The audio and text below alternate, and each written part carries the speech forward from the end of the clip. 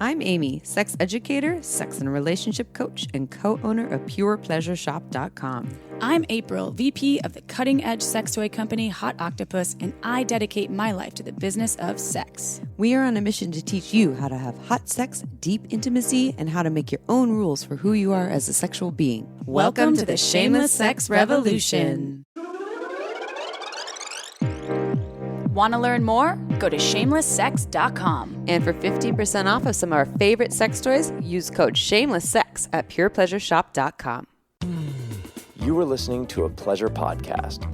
For more from our sex podcast collective, visit pleasurepodcasts.com. Well, hello, everyone. Hi, everybody. We're sharing a mic again. We're coming to you hot still from Mexico. Still hot and still forgot one of our chords. So lo siento, but we're very happy to be here with you.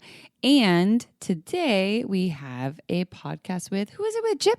Orpheus Black, such a badass human. Oh my God. I loved interviewing him, and you all are you're gonna love it too. I would say you're just gonna be obsessed with him like we are. And we actually have this on YouTube, and his whole background was his, I don't want to call it a sex palace. He's a very spiritual person, but it has all these candles. He makes leather goods for BDSM. So he makes his own floggers. We didn't even include that, but he does. When we give you the website information, go check it out. Well, and you can see on the wall, if you go to YouTube, go to Shameless Sex Podcast on YouTube, and you can see he's here to talk about dominance for penis owners. So we've talked about dominance for all kinds of folks, but he's specifically speaking to if you have a cock and you want to learn how to be maybe a little more dominant, he knows some things for you. Or even if you want to improve on your dominance, if you already believe you're a dominant penis owner, you can also learn something. I learned so much. And he is a 3-time leather title holder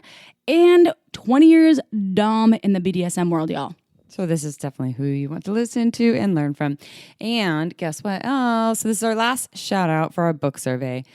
We are going to write a book, and we want to know what you think about it. So just go to shamelesssex.com, and there is a link there if you scroll down, and it takes maybe 2 to 3 minutes, 5 minutes at the most. I don't know. We read every single piece. Yeah. I ask Amy all the time because she has the stats. I'm like, what do people want to hear about?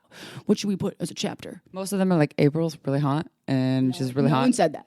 Yeah, they did. But but that's not what the questions are. So go check it out. It only helps us. It will not take too much time out of your day. Also, I will do one more shout out to a workshop that I will be potentially teaching in Santa Cruz on October 16th.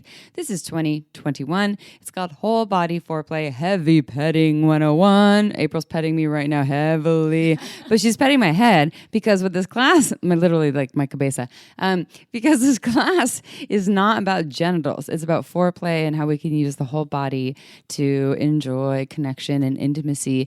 It's for couples, pairs, partners, friends who are open to practicing with each other. I'm teaching with my dear friend Ian Strine. When are you going to decide if it's going to actually happen or not?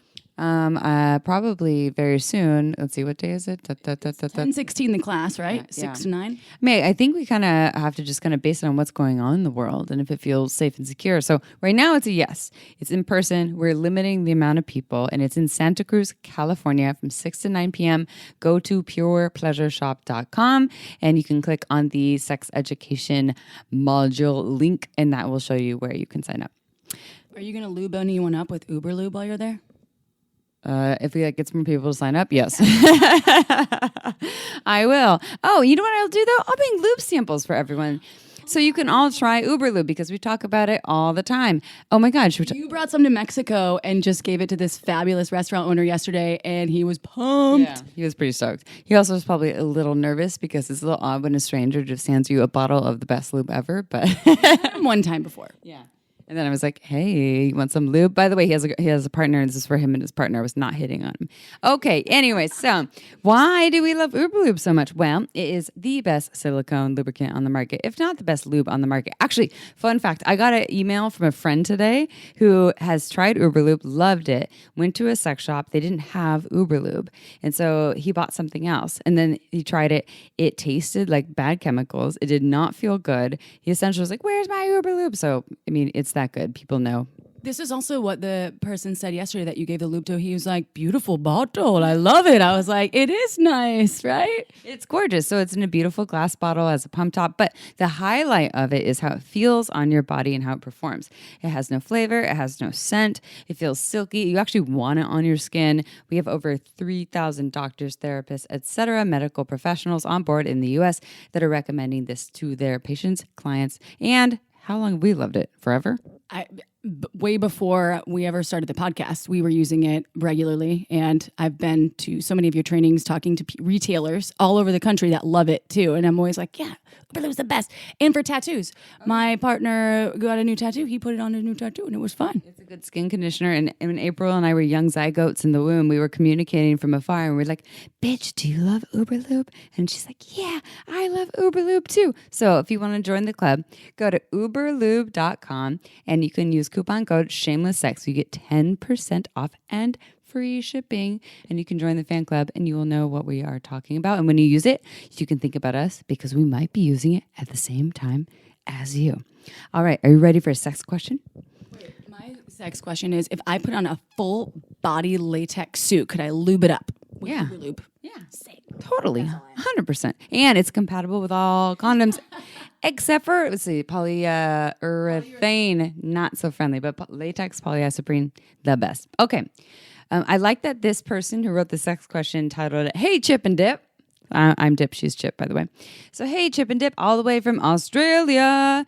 My partner recently started playing with dirty talk, and it feels very scripted, like it's from a porn video, and honestly kind of dampens the mood.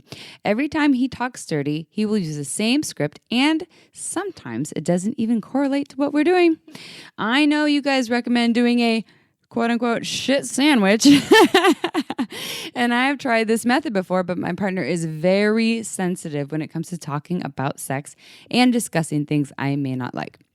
How do I let him know that I'm just not that into how he's talking dirty? What do you think? I'm running through a whole scenario about some of the porn I've watched in the past where it's the cable person coming in, the cable guy, and like, hey, and it feels so inauthentic. And I just flip forward to the actual penetration scene where I'm like, yeah.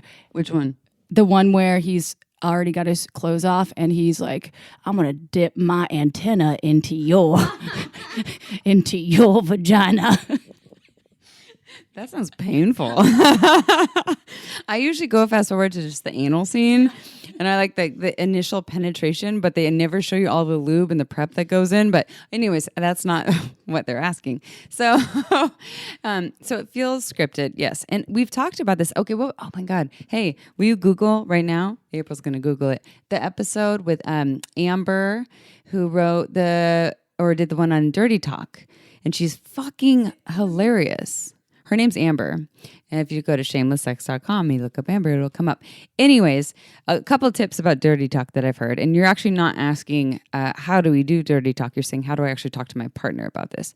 First, what I'll say about dirty talk, though, great advice is to make it playful and to just speak to what's happening, like what's happening on the touch in your body and just kind of doing like a play-by-play. How to talk to your partner about something that's very sensitive. When we have these conversations, it often brings up some sort of feeling like wrongness. I'm not good at this. And especially, I'm going to generalize this. I think a lot of penis owners have been told that they are supposed to know everything. You found it? What is it? Amber Lee. Ooh. Phone Sex and Dirty Talk with Amber Lee Rothfield. Episode 164. We also did a very early episode 4, Pussy, Praising, and Sexy, aka Dirty Talk. Remember that one? We were in a hotel room in Utah. We were like, yeah, dirty talk. That's hot. So go check those ones out. But so the shit sandwich, if you're new to Shameless Sex, you're like, what the fuck is a shit sandwich? Because that does not sound sexy. The shit sandwich is when we say something really nice in the beginning. It is authentic. It's not bullshit. So it's, wow, April, I really love that you're telling me how much you want to lick my pussy. And what would work for me even better is if you would tell me that you want to also lick my nipples and grab my breasts and caress my thighs. So people call it a compliment sandwich. I just call it a shit sandwich because when I hear it beginning with a compliment and I'm waiting for the critique, I call it the shit sandwich because the shit's in the middle. Well, and that's butt. Oh, that's perfect. God, we're on one today. Mexico. Anyways, so what I would suggest is, one, be okay with the fact that your partner might take it offensively, might be offended, because some people, we can say as nice as we want and they still come up with this feeling, they still go through a process of wrongness, not good enough. And sometimes we have to let them sit in that, but you don't try to fix them. You don't try to tell them what they should or shouldn't be, or defend yourself. Okay, I understand that this is really hurtful and really hard for you to hear, but I'm actually, and here's the way you sell it, I'm saying this because I want more connection with you. I want more love, more sex, more eroticism. It's not because there's anything wrong. I have a suggestion. We're sharing a mic, so I am taking the mic. And my suggestion, if you have any pointed bits of dirty talk that you love from porn or that you have heard him say before, perhaps you could guide him into what you're interested in hearing in the dirty talk situation, because there's certain things that might turn you on that you've heard maybe watching a porn, or maybe on a not on a porn at all, maybe a sexy movie of some sort. What's the vintage one? Did we watch this vintage one? Green Door? No, it wasn't even a porn. It was like a vintage R-rated. Remember Vintage Nights? 9.5 weeks. Yeah, 9.5. Oh, if you haven't seen 9.5 weeks, oh, geez. So, from your expertise, Amy, getting examples might help guide this human, right? Even though it says he's very sensitive, maybe that would be okay to bring it up with the shit sandwich and then guide him in with maybe a whiteboard of, these are my favorite topics of sexy talk. Or another idea is, don't even bring it up as, here's the thing that I want more of or less of. Let's play a game. And let's all write out our erotic fantasies. Like, how about you sit over here and I'll sit over here, and we write out like a 3-page thing of all the things we want to do to each other. And then we read them, but then we can compare and contrast on the ones that actually turn us on. So when you said this, that really turned me on. We said that, not so much. And so you make it an active game where no one's actually saying, I don't like when you say that. It's more like, oh, that's hot, and this one's maybe not really getting my pussy on fire. There's so many ways to play with it, but I think the piece in the beginning is just, some people just might have a hard time hearing anything about not being the best, and that's okay. All we can do is try to speak it as lovingly as possible, and if we can make it real fun, then, well, kudos to you. Even better. I wish I was better at an Australian accent because they came from Australia, so I could talk dirty in the Australian accent. I can't. I have to watch Crocodile Dundee for a couple sessions before that. There has to be, there are so many like hot ways to hear dirty things that aren't even dirty, so like that aren't porn star things. You can just say, Amy, you have really hot dresses in your closet right now. And I really want to put them on you, but then grab a pair of scissors and then slowly cut them off. And then I'm going to choke the fuck out of you with it. Okay, anyway, so we're going to read a bio now. April, read us a bio. I want to open this bio by quoting Orpheus Black because he said something that was, I think, inspiring. Spiritual BDSM is simply one's desire to reverence other and be reverenced by others, to be seen as not just a body, but as a complete entity. I like that. So here we go. Let's learn about Orpheus. Orpheus Black is a Los Angeles-based public speaker, teacher, thought leader, and somatic visionary who specialize in the application of ancient wisdom in modern-day settings. Orpheus aims to propel the intellectual and sensual evolution of masculinity, both by challenging men to reconnect with its roots and by inviting them to embrace manhood in its fullest. In his role, he shares insights, offers tools, and speaks against societal norms of shame and repression. Orpheus regularly provides guided lessons at world-famous staples in the S&M community, And he has been recognized by news resources like Mashable.com, Playboy, Clair, and Ebony. To learn more, visit OrpheusBlack.com. That's OrpheusBlack.com. But first, it's 2021 and technology is everywhere. So why not upgrade your pleasure device with some cutting-edge technology from Satisfyer? Satisfyer makes beautiful yet affordable vibrators and air pulse stimulators that are Bluetooth enabled and pairs with the Satisfyer Connect app. That's right, you can turn your phone into a remote control, create custom sequences that are perfect for you, and even use the app to play with power dynamics. Take control of your partner's device or give up control to see what your partner has in store for you. I recently took my dual pleasure Satisfyer with me on a work trip and loved how my partner and I could have a sexy session together even though we were hundreds of miles away. Because Satisfyer's app lets you connect with someone in another room or around the world even if distance has you disconnected. And Satisfyer is offering our lucky listeners 30% off any Satisfyer when you go to satisfyer.com and enter code shameless30 at checkout. Again, if you're looking for one of our favorite new devices, go to satisfyer.com and use code shameless30 for 30% off. All right, let's dive into the interview. All right, everyone, it is interview time, and we are here with Orpheus Black. And if you are not watching on YouTube, I highly recommend going and checking out the Shameless Sex Podcast YouTube because we have some videos that are going there, and you can see Orpheus's beautiful room. There's some paddles and floggers on the wall next to the bed. The Orpheus layer. Ooh, yeah, some magic happens in there. It's like a sexy bat cave over there. Yes, I want a sexy. I want to go into your sexy bat cave. So this episode, you already heard a little bit in the bio. We are going to talk more about dominance, how to step into a more dominant role, specifically spoken to and towards penis owning individuals, people who identify as men, etc. So without further ado, we always start with the same prompt. Orpheus, can you please tell us how you got to where you are today in the world of sexuality, both as a professional and in your personal life? Yeah. I got into this lifestyle because I was poly, right? And this is poly before anyone really knew what this was. There was no internet chat groups.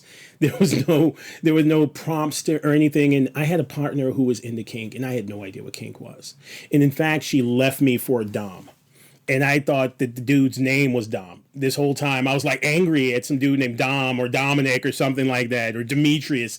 And when it didn't work out for them, she said, I want to introduce you into a lifestyle that I think would be absolutely amazing for you. And she took me to a dungeon.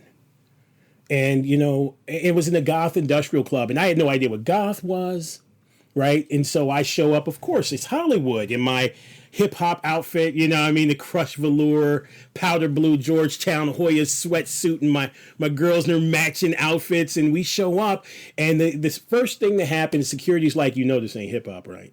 This is not hip-hop night. You probably want to go in a different direction. I'm like, no, man, open up the door. I'm ready. I know what's going on. Just let me in. And they let me in, and I swear the whole club stopped. Not only are we the only black people in this place, we are the only people not wearing powder makeup, mohawks, eyeliner. You know, we're in bright, vibrant colors, right? And to my left, I saw a man suspending a woman in a crucifix. He's standing 6 feet up, standing on her throat with a high heel. He's wearing, you know, all this feminine garb, and she's loving it. And I think to myself, yeah, I could do that.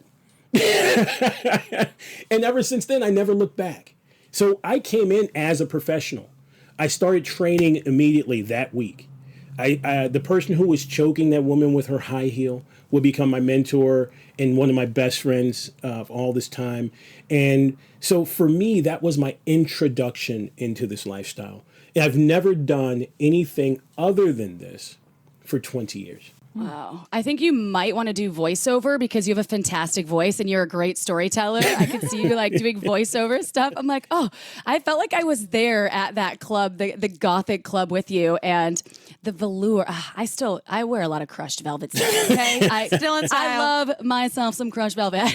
So We need to see pictures. We need to see pictures. Okay, Prove it. probably last Friday I had some crushed velvet on, so don't hate me for that. I love it. So what if? Sorry. Let me backtrack. What is the difference, first of all, between a lifestyle dom and a professional dom, and how does being a lifestyle dom show up in relationships? That's a really good question. How does being a lifestyle dom differ than being a pro dom? First of all, we get paid. That's the major thing, right? And also the financial motivation is really the reason that those two people are engaging.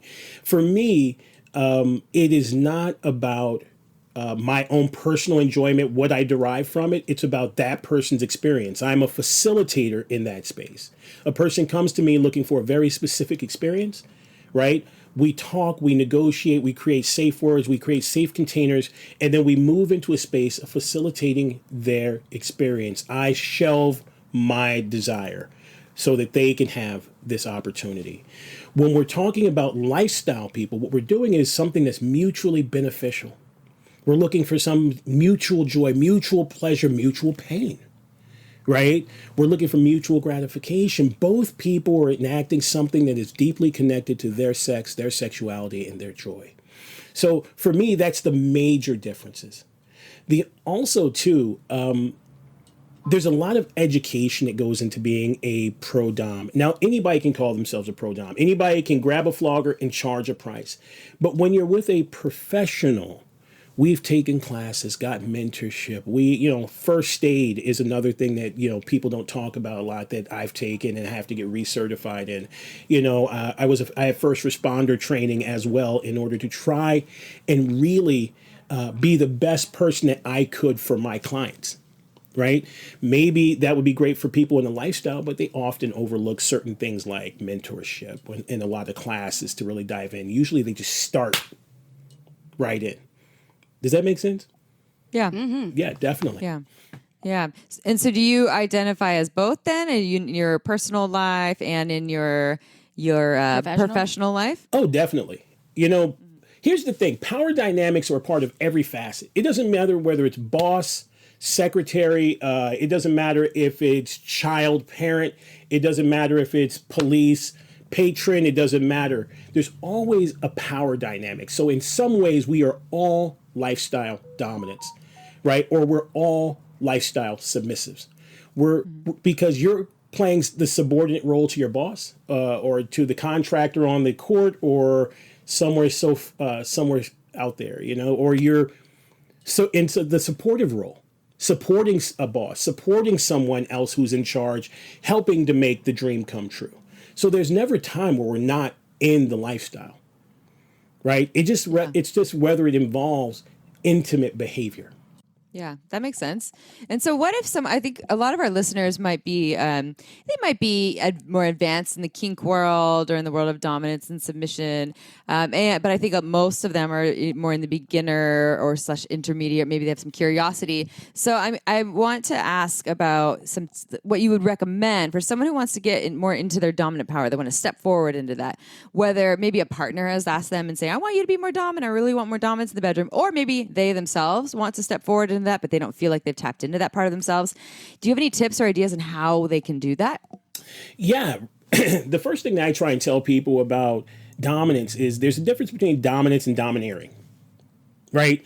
If you want to take a leadership role and pursue your sexuality, then do that. What is it that you want? Check your desires. Really resource yourself. Really examine what you want, how you want it, and who you want it from. Because that's really important. There's lots of things that I want to do, but I don't want to do that with everyone, right? Maybe you don't want to do that with your wife, or maybe you don't want to do. So really think about what you want to do with this person. Then think about how you want to step into power. Is it just in the bedroom, right? Or is it more domestic? Do you want more domesticity around your, hey, I want my coffee served at this time, and I would like you to wear this, and I like you to dress like that. Maybe that's your kink, right? Or maybe it's just smacking bottoms or pulling hair. Maybe that's your kink. Whatever you're into is what's important, right? So be dominant at what you want to do. You don't have to do it all. That's the first step. Bite-sized goals. The other thing is really understanding what kink means. Kink is defined as any deviation from what you think is normal sexual behavior, right? So here's an exercise that I like to do with all my clients, right? I'll say, divide a paper in half and then divide it into fours. In the first column, what I want you to do is tell me what is normal sexual behavior. Now, most of the time they say, oh, blowjobs, hand jobs, rimming, whatever it is, right? The next question is, what do you do that is not or outside of normal sexual behavior? Because we all do something, right? And so then we can see, oh, I am actually doing something that I don't consider normal sexual behavior, because kink is personal. It's subjective. It's not just flogging. It's just, for me, flogging is normal. Look, I have it up in my room. I have floggers, I got knives, I got fire over here, I got vibrators everywhere. To me, that's normal, right? So everyone's level of deviation is different. Then I say, what is it that you want to do that you're not already doing, right?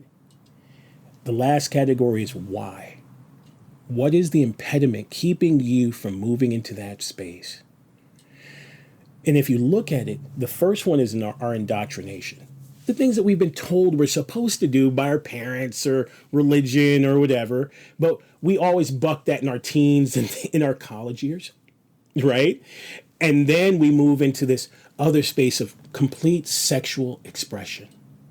Your sexual expression, the way you do it, is kink, right? Because it's different than what you've been told it's supposed to be.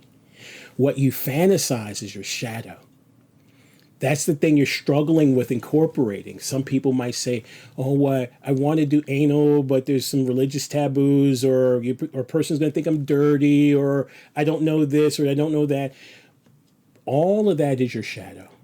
And it usually doesn't have language, pre-verbal, right? You just have feelings about it. We have fear, we have scarcity, or we have shame, but we don't have language for it, right? And then we have all the excuses why we're not doing it. So for me, when you want to step into your dominance, start with accepting what you're already doing and improve on it.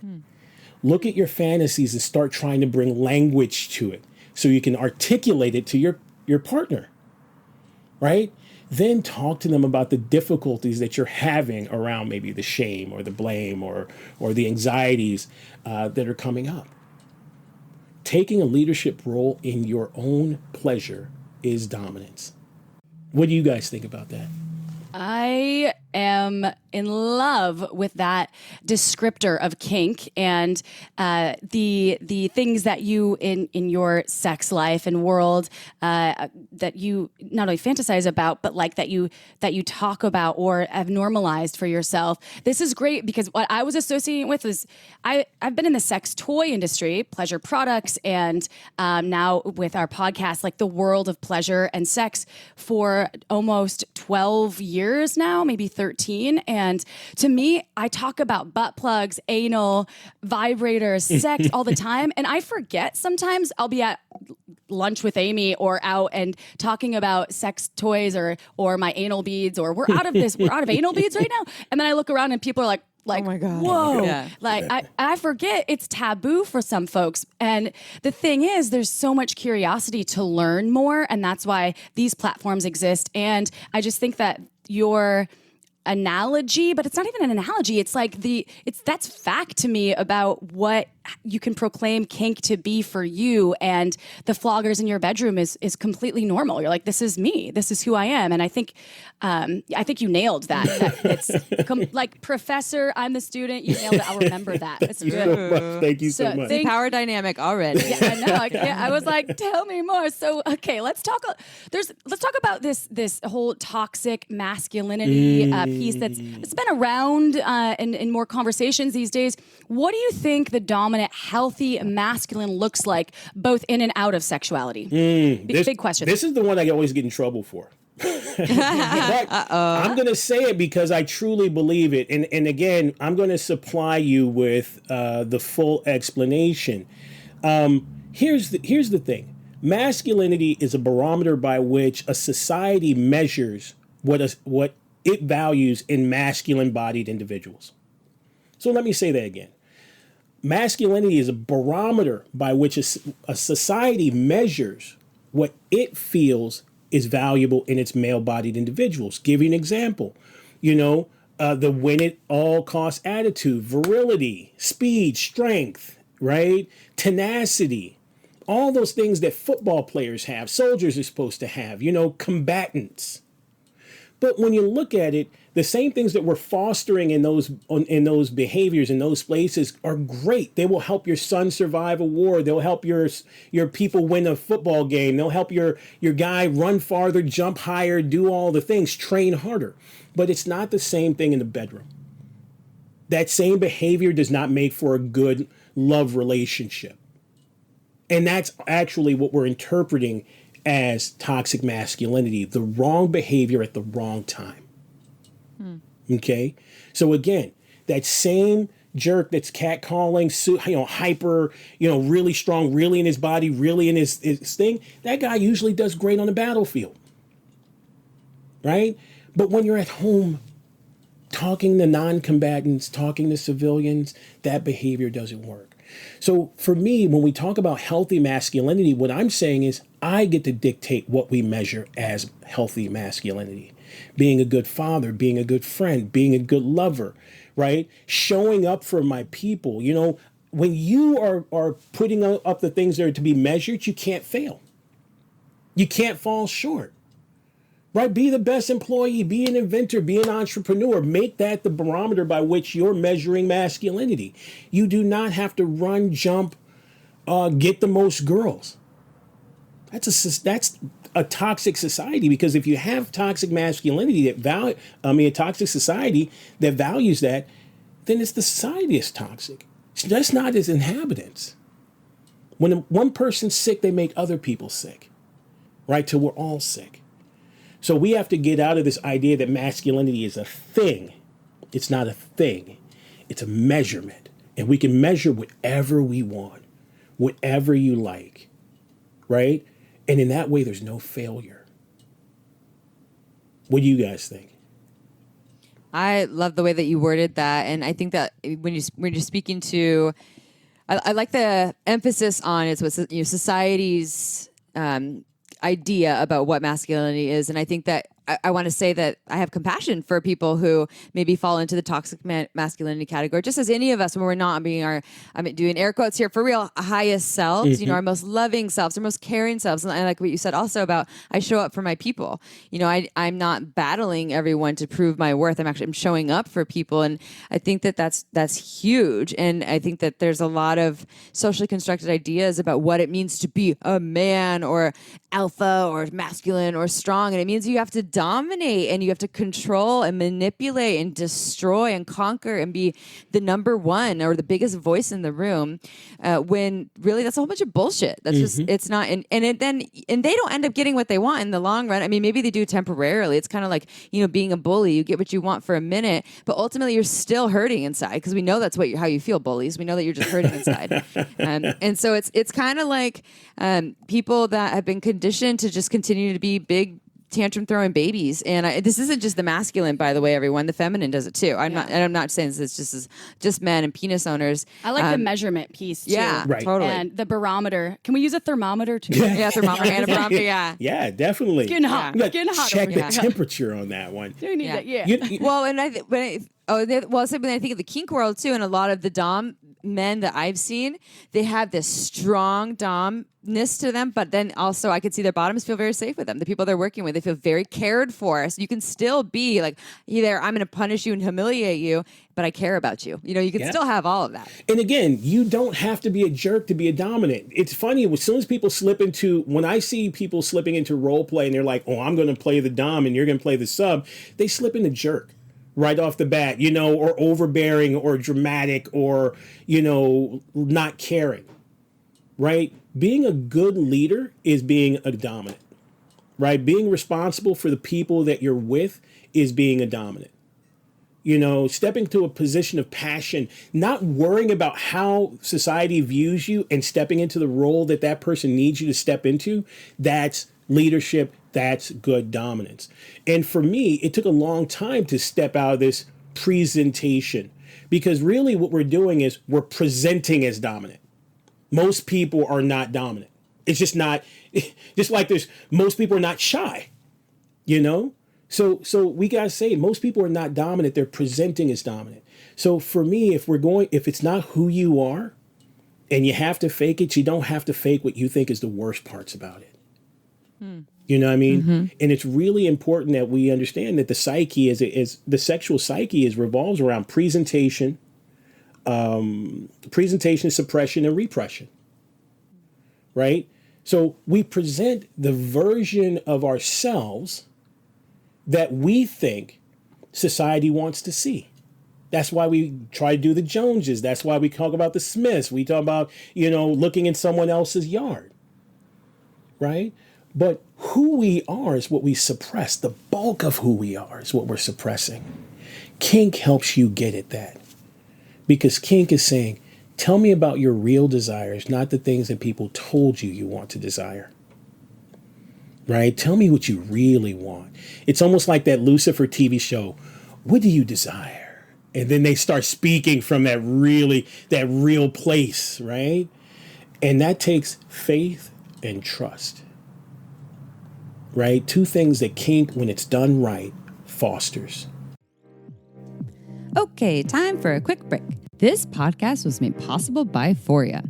What if I told you there's a line of intimacy products that can change the way you experience pleasure, can enhance your arousal, and open the door to bigger and better orgasms? Well, there is. Enter Foria.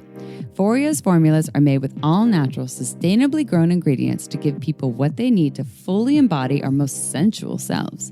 Every time I use the Awaken Arousal Oil with CBD on my precious bits, I feel increased sensitivity, more blood flow, and my orgasms are unbelievably heightened. It's like my pussy is praising me for putting it on.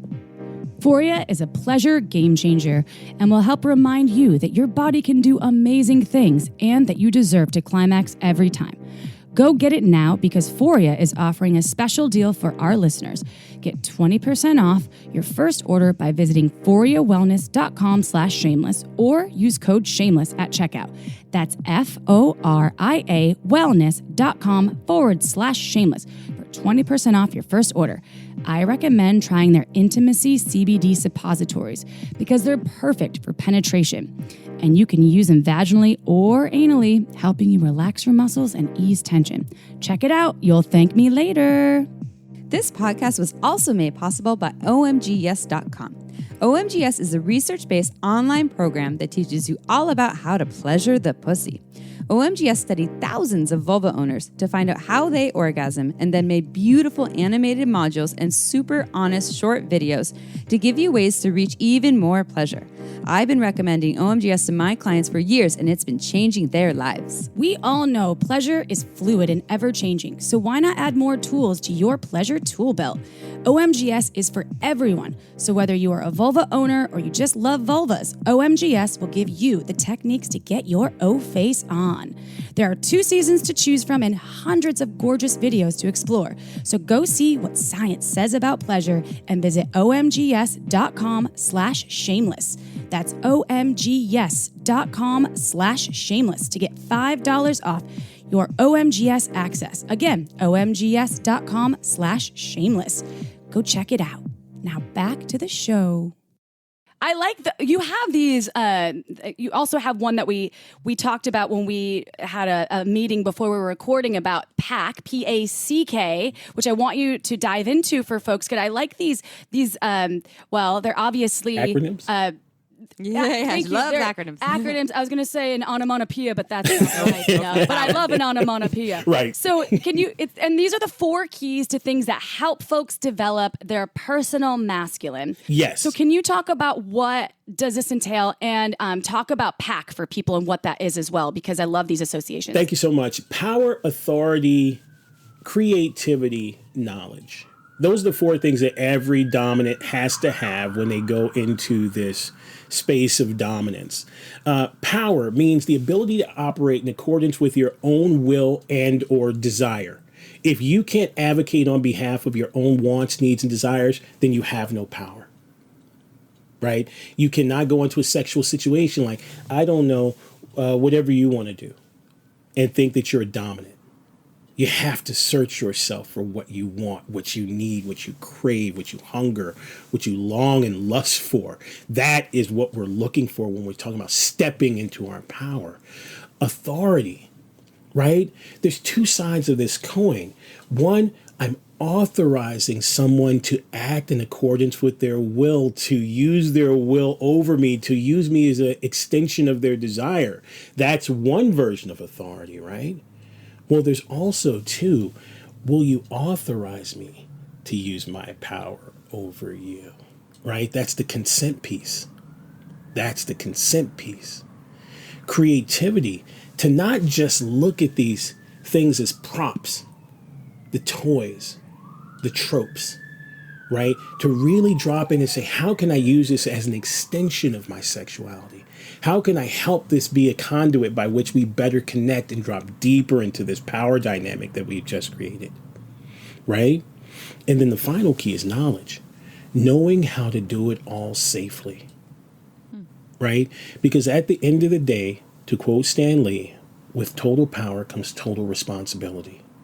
You have to have enough knowledge to be able to keep you and your partner emotionally safe, physically safe, sexually safe, right?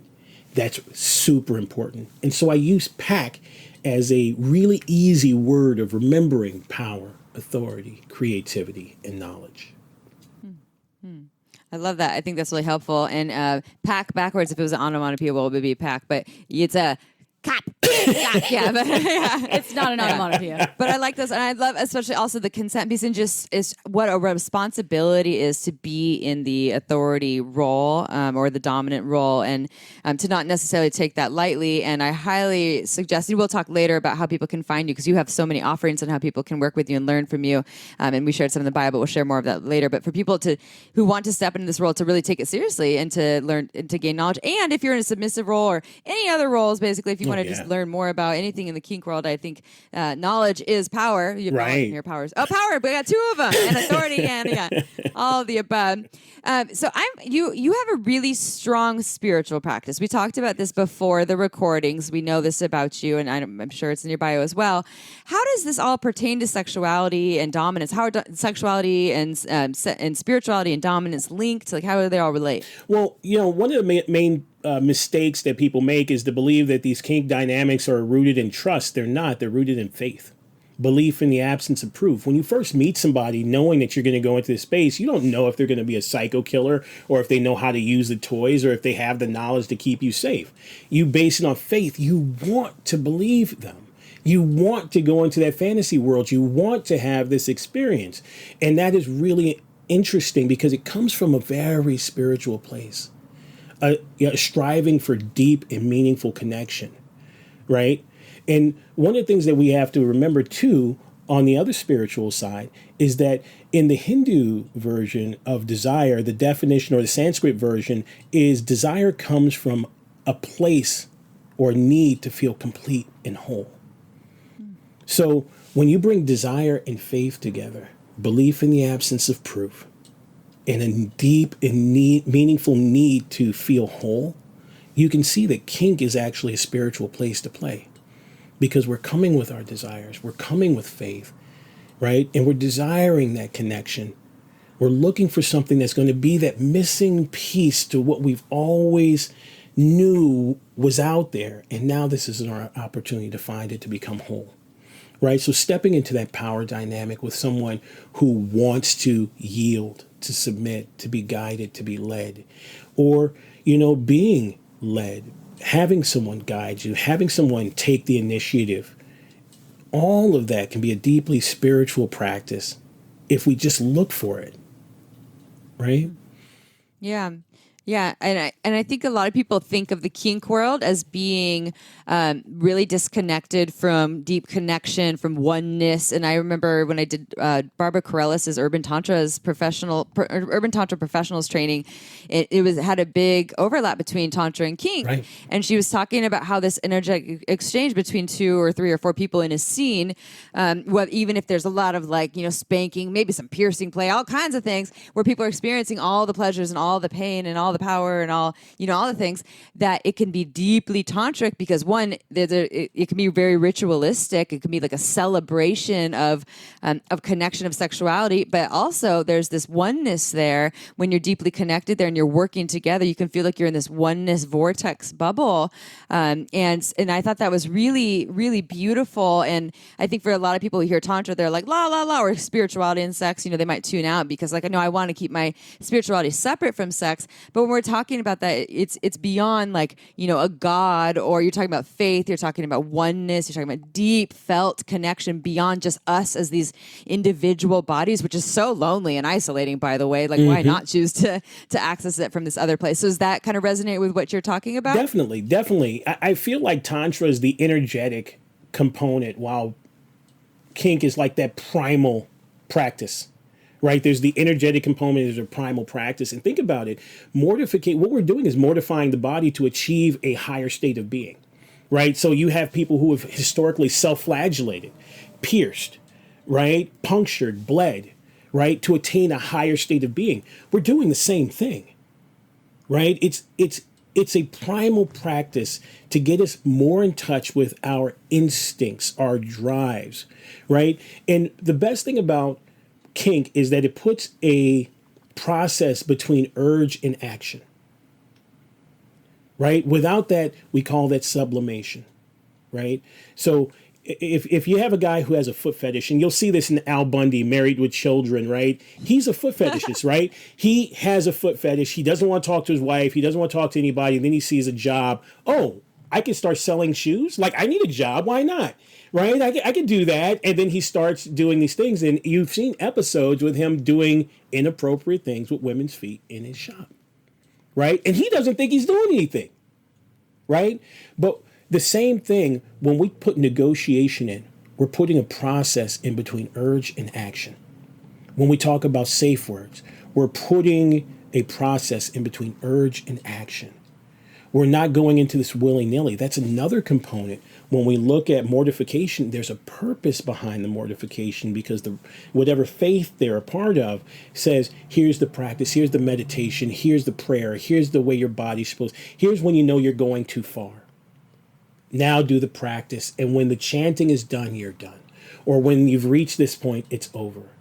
We do the same thing when we go into the space of, what's your safe word? What is negotiation? We're going to play for an hour, and then we're going to stop, and then we're check in. We have all those breaks. When you're trying to do kink or deviate without those specific processes, it can go horribly wrong. Right? Mm-hmm. And so we can see them likened to other mortifications. We can see them other spiritual practices, all being one thing. This is just the most sensational. I feel like you're the master, you have jumped in the matrix of kink, right? It's you can see all the things, capture the bullets mid-flight.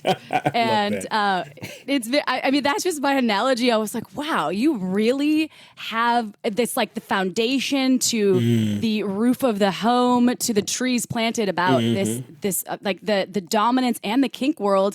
And of course, I'm sure you're a student as well, with all of the things, because nothing is ever linear. The most humble teachers are still students. Of course. Yeah. And that is not a question. That was just my observation. So because you are so knowledgeable and have been deep in this work and this practice, can you share any, and you have so much to share. And of course, we are going to let folks know how to work with you because you are so incredible. Can you just share any last minute juicy tips or something, some more wisdom with our listeners, especially if they want to bring in more dominance? And most of our listeners, and I don't want to generalize, but I believe from our knowledge, they're a lot more beginners or intermediate folks. So how can they, if you have any tips for those folks? You have shared some, but any more? Yeah, definitely. Definitely. I think one of the hardest things to do is to play without toys. Right? These are all props, and it's easy to hide behind the hitting, the smacking, the pulling, the process. We really have to get into the presence.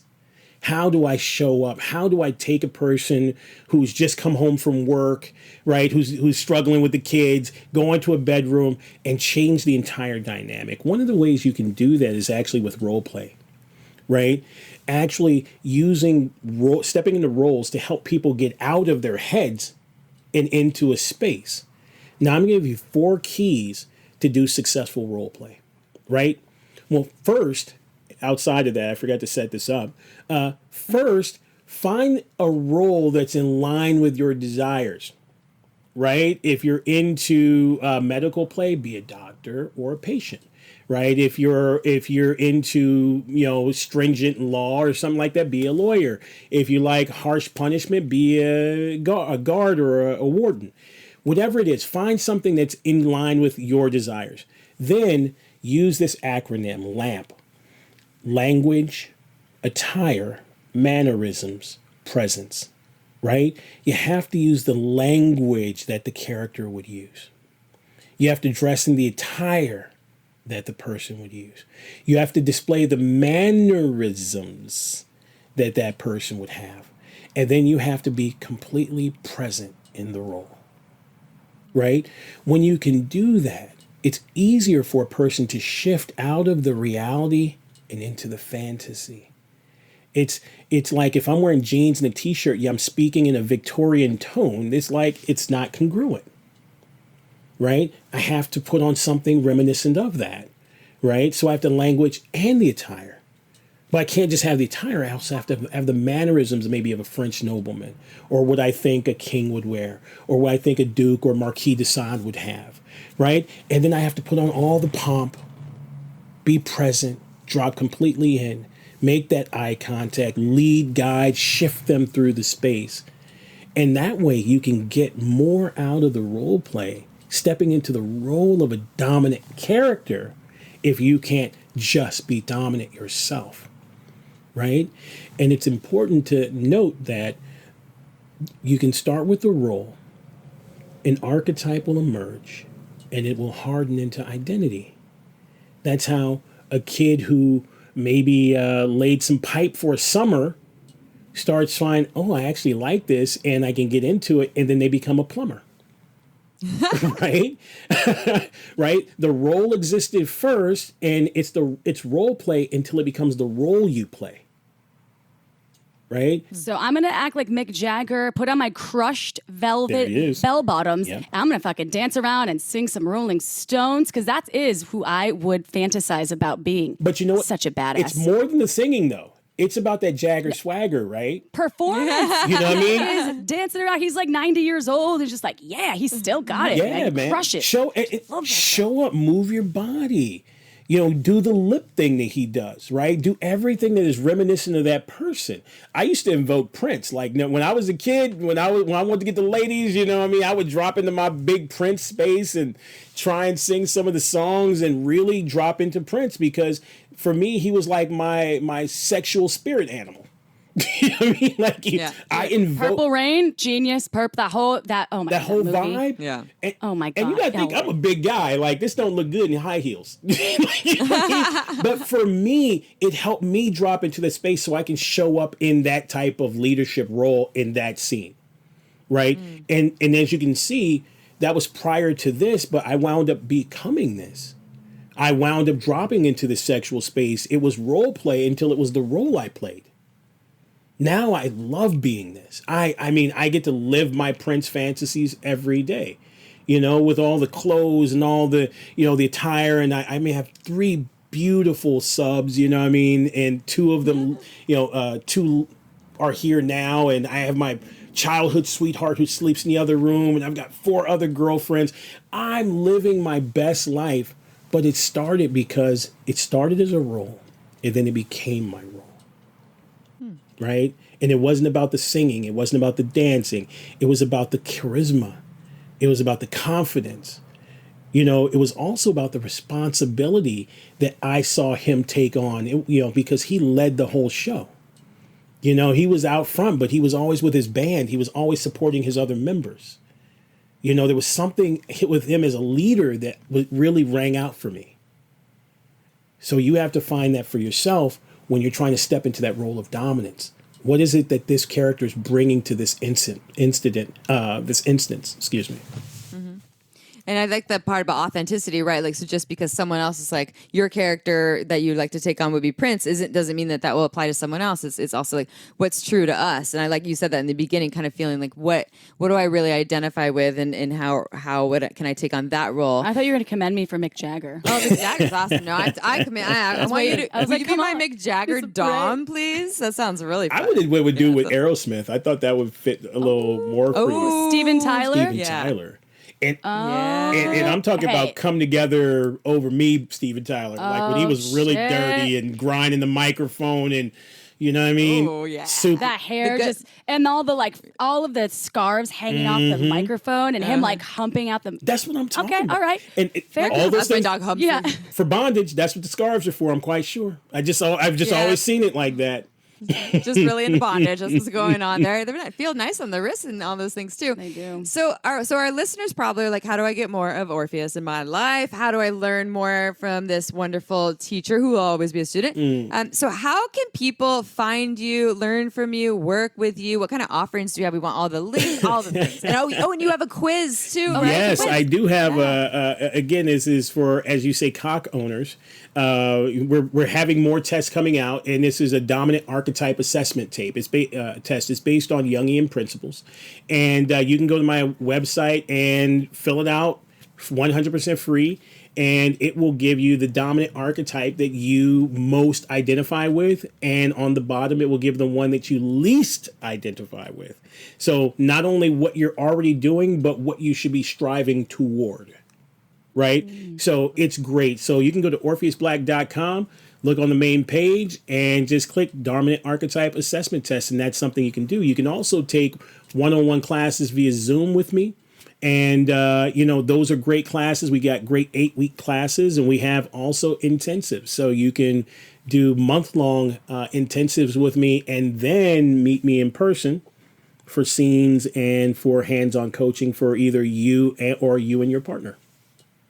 And this is all through your website? All through my website. Find you? Okay. OrpheusBlack.com. And we'll make sure we post that on our show notes on our website. I love quizzes. I love quizzes too, because you learn a lot about yourself, and sometimes you aren't necessarily understanding those portions of yourself, or maybe it is clear to you, but I always learn something when I take these kinds of quizzes. So, but is this only for penis owners, you said, or cock owners? That's calling if you have a rooster. It lands harder for people who are cock owners, right?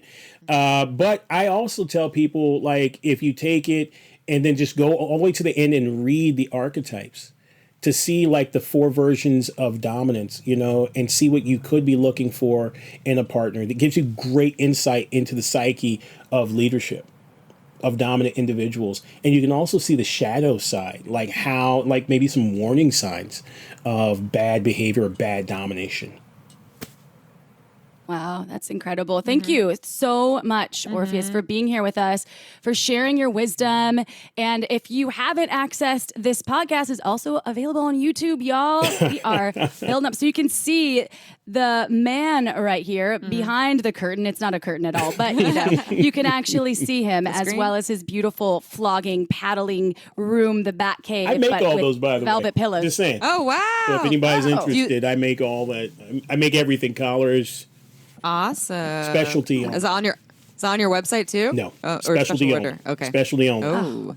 I just keep it. I just love hanging out with you. I don't want you to go. But he's like, I have 2 subs waiting for me. Can we come over to your house right now? Yeah, Right? we'll be there soon. Anytime. Yeah. You know what? And my wife is a chef, so if you ever come over, I will do dinner. I will do, some kind of lobster or something like that. Well, we'll do a really we'll bring high-end the wine. meal. Yeah, you got We shall bring the wine, yeah, there you go. Orpheus. with your new okay? sponsor, right? Yeah. Yeah, there you well, go. actually, Margins Wine has been a sponsor for almost 3 years now, since almost the beginning. This podcast has been out since 2017, and we love Megan Bell, who is the vintner, as they say. Maybe that's what I'll embody when I'm doing my role play. I'll be like, I'm a vintner stepping on these grapes right here, naked. But I don't think Megan does it. on my grapes. She's definitely stepping on grapes with clothes on.